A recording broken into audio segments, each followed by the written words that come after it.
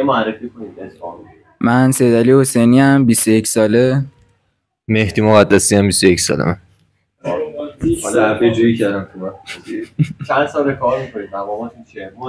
من 13 سال کار میکنم. یه طلای جهانی سبکی دارم و یه طلای آسیایی سبکی دارم.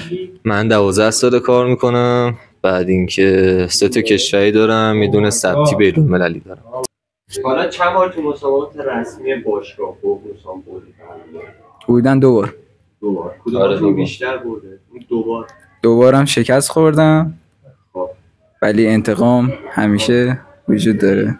نظرت راجع به این مبارزه چیه؟ به نظرت میتونی سیر بردام مهدی رو قطع کنی؟ با تمرین‌ها و کارهایی که انجام دادم نظرت میتونی انجام بدی؟ بله آره. تلاشمو بیشتر کردم میتونم انجام بدم آره. تمرین پیاپی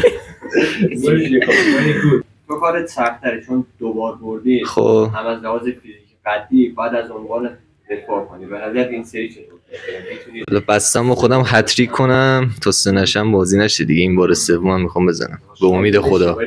بله سیدم کارش حرف نداره ولی خب دیگه بالاخره حریفش منم. برنامه واسه مسابقه دارید؟ چجوری قراره کنید رو شروع کنید؟ چجوری قراره پیش برید؟ سعی میکنیم خیلی سریع و تکنیکی بیشتر اگه بشه کار کنم و کلا رو دور حمله دیگه. این سری کاملا رو به جلو، خیلی دیگه سریع. یه قراره هتریکشو از بین ببریم.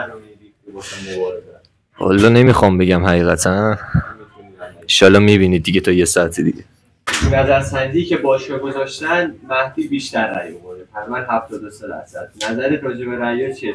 نظرت عادلانه بوده نبوده؟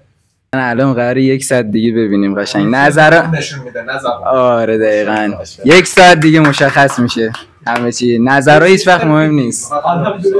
خلافشو من ثابت میکنم.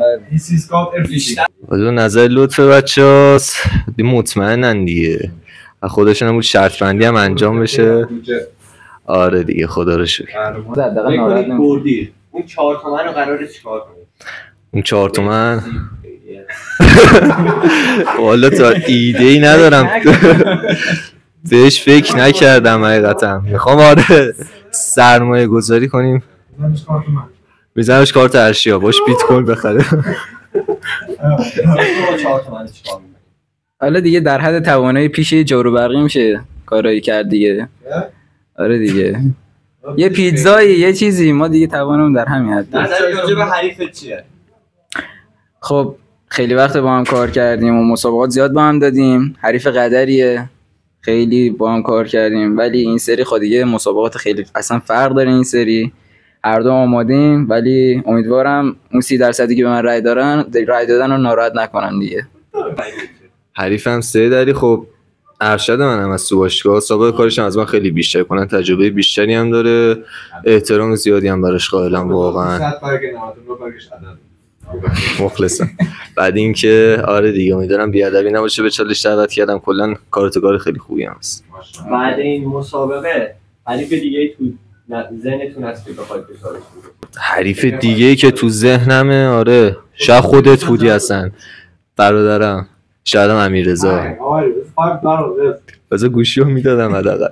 فعلا حس میکنم نه، چون بعد این مسابقه سختی که دارم حس میکنم بیشتر به یه ریکاوری نیاز دارم. آره یه جمله به تماشاگرون بگین و تمام. امیدوارم که ناراحتشون نکنم. همون 30% هم که به من رای دادن و امیدوارم خوشحال کنم بتونم کنم.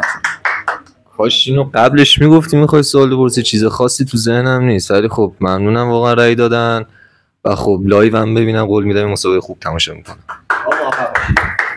سلامت باشید.